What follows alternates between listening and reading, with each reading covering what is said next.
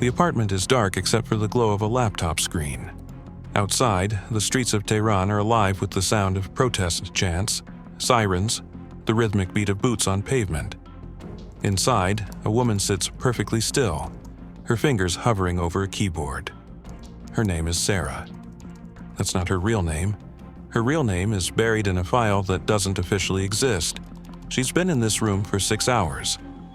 The air is thick with cigarette smoke from the man who was here earlier, a mid-level officer in the Revolutionary Guard who believes she's a sympathetic journalist documenting government oppression. He left 30 minutes ago. He doesn't know that the USB drive she handed him is now spreading through the Guard's internal communication network like a virus, planting messages, fabricating orders, sowing confusion. Her phone vibrates. A single word in Hebrew, burnt. Someone knows.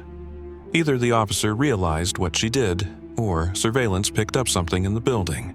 Either way, she has maybe 10 minutes before they come through that door. The exfiltration plan assumed she'd have 24 hours. The safe house is across the city. The contact who was supposed to move her is already gone, recalled when another operation went loud 2 days ago. She looks at the window. 4th floor, no balcony. The street below is crawling with Basij militia. She can hear them shouting at protesters, the crack of batons against flesh. If she goes down there, she's just another face in the chaos. But if they've flagged her apartment, the militia will be looking for someone trying to blend in. And if they catch her, they won't just arrest her. They'll parade her on state television, proof that the protests are foreign engineered, that Israel is pulling the strings. She closes the laptop, burns the SIM card in the kitchen sink, wraps a black scarf around her head and walks to the door. Her hand is steady on the handle. Outside, the hallway is empty. The elevator is too risky. She takes the stairs, counting her breaths, moving like someone who has every right to be there. At the ground floor, she pushes through the exit into the alley. A group of young men are spray painting a wall anti-regime slogans in Farsi. They barely glance at her. She turns left toward the main avenue, where the protest is loudest. The best place to hide is in the crowd. But the best place to get caught is also in the crowd, surrounded by government informants and plainclothes agents who know exactly what a fleeing operative looks like. She takes 3 steps into the street. A hand grabs her shoulder. How did an Israeli intelligence operative end up in the middle of an Iranian uprising, betting her life on a psychological operation designed to turn a nation against itself? And how did Mossad learn to weaponize rage, fear, and mistrust so precisely that even the regime's own enforcers started questioning their orders? To understand how Mossad got Sarah into that apartment, you have to go back 2 years. The protests didn't start with Israel. They started with rage that had been building for decades: economic collapse, corruption, brutal crackdowns on dissent, and a generation of Iranians who were tired of living under a theocracy that controlled every aspect of their lives. In September 2022, a young woman named Mahsa Amini was arrested by Iran's morality police for allegedly wearing her hijab improperly. 3 days later, she was dead. The government said it was a heart attack. Witnesses said she was beaten. Within hours, protests erupted across the country. Women burned their hijabs. Students clashed with police. The slogan, "Woman, Life, Freedom," spread faster than the regime could suppress it. For weeks, the world watched. Western governments condemned the violence. Activists posted videos of protesters being shot in the streets. And in a secure office in Tel Aviv, a small team at Mossad headquarters watched too. But they weren't watching the same way everyone else was. They were watching for leverage. Iran and Israel have been locked in a shadow war for decades. Assassinations of nuclear scientists, cyber attacks on infrastructure, proxy battles in Syria and Lebanon. But this was different. This wasn't a military target or a covert strike. This was a popular uprising, messy, unpredictable, and spreading faster than the regime could contain it. And Mossad saw an opportunity. Not to start the fire, but to make sure it kept burning. The logic was simple. The Islamic Republic survives because its population is either loyal, afraid, or passive. If you can shatter that fear, if you can make people believe the regime is weaker than it appears, If you can turn the enforcers against each other, the entire system becomes unstable. You don't need to invade. You don't need to bomb anything. You just need to accelerate the collapse that's already happening. But how do you do that from the outside? How do you insert yourself into a protest movement without getting exposed, without giving the regime the propaganda win of proving foreign interference? The answer is psychological warfare. And Mossad is very good at psychological warfare. They started with information collection. Mossad had assets inside Iran. Some were long-term sleeper agents. Others were disaffected officials who had been turned years ago. These assets fed intelligence back to Tel Aviv, which protest groups were most active, which neighborhoods were the most volatile, which members of the Revolutionary Guard were quietly sympathetic to the protesters, and which were willing to shoot without hesitation. Mossad mapped the entire ecosystem of dissent, identifying the pressure points where a small push could create maximum chaos. And then they made a decision. They wouldn't try to lead the protests. They would amplify them. They would take the existing anger and confusion and make it impossible for the regime to distinguish between real dissent and manufactured chaos. They would flood the information space with conflicting orders, fake directives, and rumors designed to paralyze decision-making at every level of the government. The operation had a code name, Operation Dissonance, and Sarah was one of 6 operatives deployed to make it work. Infiltrating Iran is not like infiltrating most countries. The security apparatus is paranoid, multi-layered, and designed specifically to catch foreign operatives.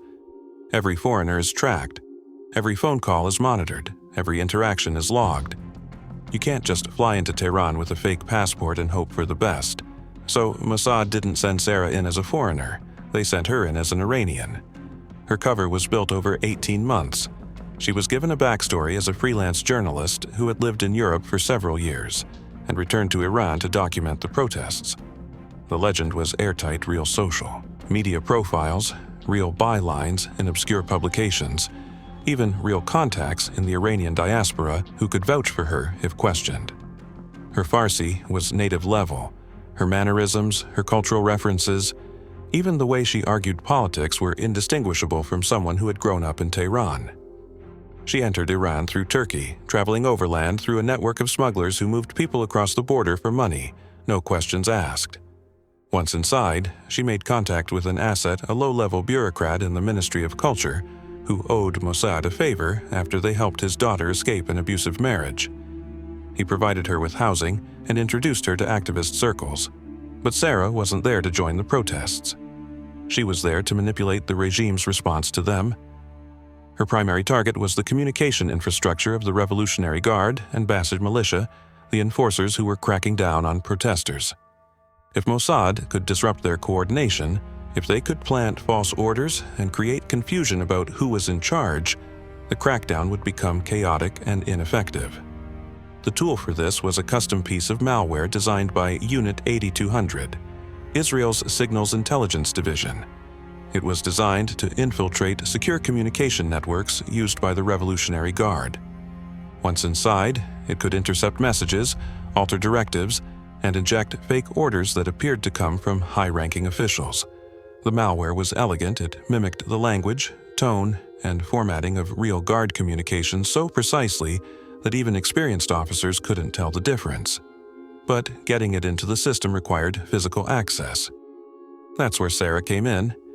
She cultivated a relationship with a mid-level Revolutionary Guard officer who was disillusioned with the crackdown. He wasn't sympathetic to the protesters, but he was tired of the chaos and the mixed signals coming from command. Sarah presented herself as someone who could help him make sense of the situation, a journalist with sources inside the protest movement who could provide insight into what was really happening. Over several weeks, she fed him carefully curated information. Some of it was true. Some of it was designed to make him doubt his superiors. And when he finally trusted her enough to meet in her apartment, she handed him a USB drive she claimed contained encrypted files from activist leaders. He plugged it into his laptop to verify the contents. The malware installed in seconds. He never knew. Within 48 hours, the malware had spread to 17 devices across 3 different Guard communication nodes. And that's when Operation Dissonance went active. The first fake order went out at 4:17 a.m. on a Thursday. It was addressed to a Basij unit in the Ekbatan neighborhood of Tehran, instructing them to stand down and allow protesters to march without interference. The order appeared to come from a senior commander in the Revolutionary Guard's Tehran division. It used the correct authorization codes. It was formatted exactly like every other order the unit had received. The Basij commander was confused. His standing orders were to suppress any gathering of more than 20 people, but this new directive contradicted that. He called his superior. His superior hadn't issued the order, but the authorization codes were legitimate. Someone higher up must have sent it. The superior told him to stand by for clarification.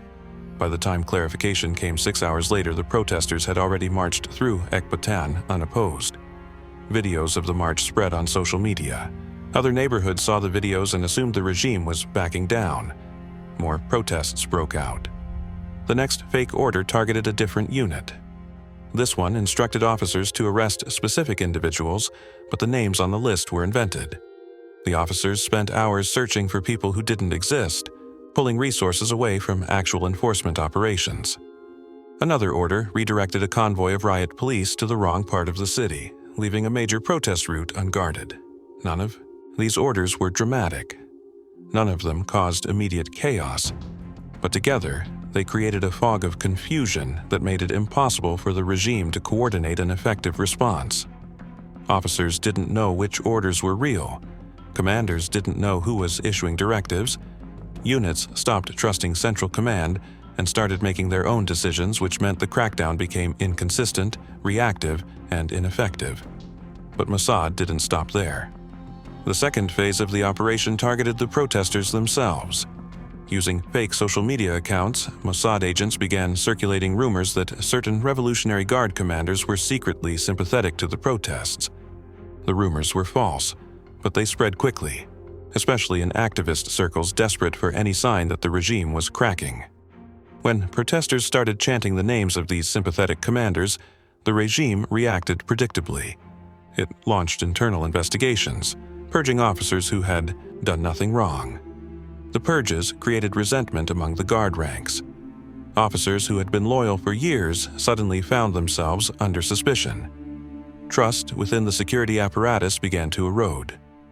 And that's when Mossad introduced the final element: fabricated communications between protesters and foreign intelligence agencies.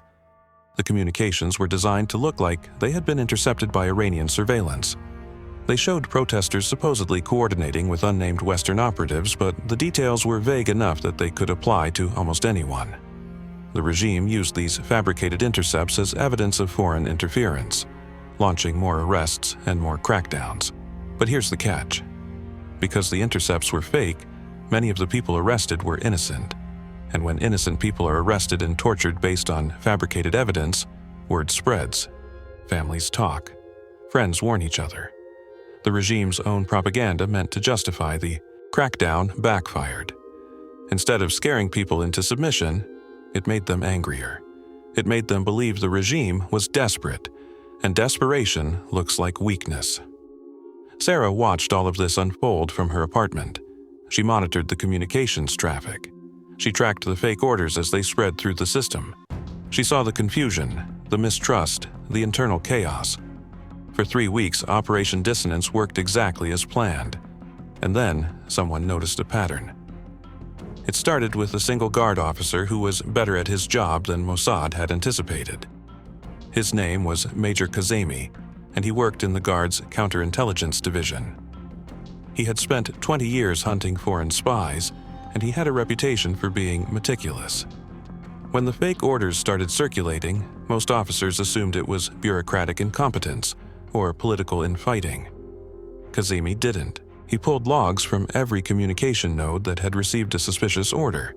He compared timestamps, authorization codes, and routing paths. And he found something. The malware was designed to mimic legitimate communications, but it left a tiny digital signature a millisecond delay in message delivery that shouldn't have been there. It was almost invisible, but Kazemi saw it. He flagged 3 devices that had been exposed to the malware. One of them belonged to the officer Sarah had targeted. Kazemi brought the officer in for questioning. The officer insisted he hadn't done anything wrong. He mentioned the journalist who had given him the USB drive. Kazemi asked for her name, her address, a description. Within hours, surveillance teams were watching Sarah's building. Kazemi didn't move immediately. He wanted to see if she would lead him to other operatives.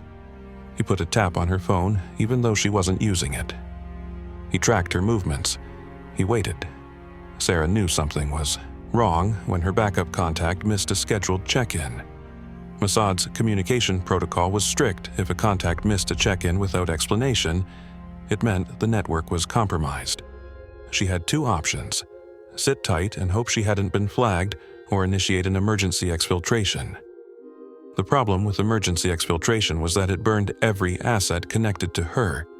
If she ran, Mossad would lose months of work and several long-term operatives. She decided to wait one more day. That decision almost killed her. Kazemi moved in the next morning. He sent a team to arrest her, but Sarah had set up a perimeter alert, a motion sensor on the stairwell that sent a signal to her phone if anyone approached. She got the warning with 6 minutes to spare. She grabbed the emergency kit hidden under the floorboard's cache, a fake ID, a prepaid phone, and headed for the window. But the window led to a 4-story drop with no fire escape. She couldn't go down. She couldn't go through the door. So she went up. The roof was flat, covered in satellite dishes and laundry lines. She ran across it, looking for a way to the next building. There was a 3-meter gap. She jumped. She landed hard, rolled, and kept moving. Behind her, she could hear shouting. The team had reached her apartment and realized she was gone. She made it to the edge of the next building and found a service ladder that led down into an alley. She climbed down, hitting the ground just as a Mossad patrol turned the corner. She walked straight toward them, head down, scarf pulled tight. They looked at her. One of them said something in Farsi. She replied without stopping. They let her pass. 2 blocks later, she ducked into a cafe and used the prepaid phone to call an emergency exfiltration number. The voice on the other end gave her an address, a safe house in the southern part of the city. She had 2 hours to get there before the window closed. After that, she was on her own. She made it with 20 minutes to spare. The safe house was a mechanic's shop, run by an asset who had been working with Mossad for 15 years. He hid her in the back of a delivery truck and drove her to the border. 3 days later, she was in Azerbaijan. A week after that, she was debriefed in Tel Aviv. The operation didn't end when she left. The malware was still active. The fake orders kept circulating for another month before Iranian counterintelligence finally purged the system. By then, the damage was done. The Revolutionary Guard had lost cohesion.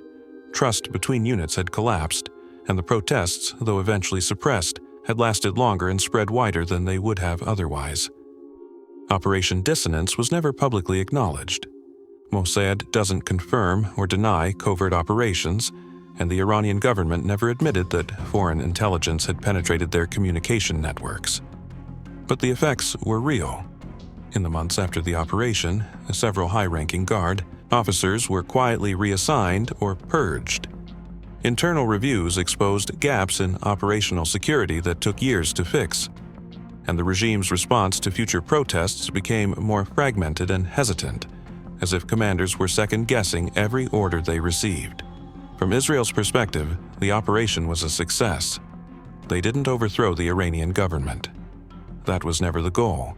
The goal was to weaken it, to create internal instability that would distract Tehran from its nuclear program and its support for proxy groups across the region. And in that sense, it worked. For a critical window of time, the regime was focused inward, fighting fires on its own streets instead of exporting revolution to Syria and Lebanon. But there's a darker side to this story. Operation Dissonance wasn't just about disrupting the Revolutionary Guard. It was about manipulating real people, protesters, officers, ordinary Iranians into making decisions based on false information. Some of the people arrested because of the fabricated intelligence intercepts were tortured. Some disappeared. Families were torn apart. Lives were destroyed, and none of them knew they were caught in an intelligence operation designed thousands of miles away. This raises questions that don't have easy answers. When does psychological warfare cross the line from legitimate intelligence work into something more ethically ambiguous? If you fabricate evidence to make a regime turn on its own people, are you responsible for what happens to those people? And if the goal is to weaken a hostile government, does the human cost of that weakening matter, or is it just collateral damage in a larger strategic game? Mossad would argue that Iran is an existential threat to Israel, that the regime funds terrorist groups, pursues nuclear weapons, and openly calls for Israel's destruction. In that context, any operation that weakens Tehran without firing a shot is justified. Sarah, the operative who risked her life in that apartment, would probably agree. She signed up for this work knowing the cost. But the protesters in Tehran didn't sign up for anything. They were fighting for their own freedom, for their own reasons. And when a foreign intelligence agency steps into that fight, even with good intentions, it changes the nature of the fight. It introduces an element of manipulation that the protesters can't see or control. And if the operation is ever exposed, it gives the regime exactly what it wants, proof that the protests were never organic, that they were always a foreign plot. So far, that hasn't happened. The Iranian government has accused Israel, the United States, and other Western powers of backing the protests, but they haven't been able to prove it. Operation Dissonance remains hidden. But the precedent it sets is dangerous. Because if one intelligence agency can weaponize a protest movement, others can too. And the next time a population rises up against its government, the question will always linger. Is this real, or is someone pulling the strings? There's no clean answer. There's just the reality of a shadow war, where information is a weapon, confusion is a strategy, and the line between helping and exploiting is thinner than anyone wants to admit. Sarah made it out. The operation succeeded. And somewhere in Tehran, the protests that once burned so brightly have faded into memory, leaving behind only questions about what was real and what was engineered. If you were the one making the call, how far would you go? At what point does the mission stop being about protecting your country and start becoming something else? And when the dust settles and the chaos fades, who decides whether it was worth it? If this operation opened your eyes to how real intelligence work operates in the shadows, where the most dangerous battles aren't fought with weapons but with minds, subscribe to Hidden Ops for more true missions from the world of covert intelligence.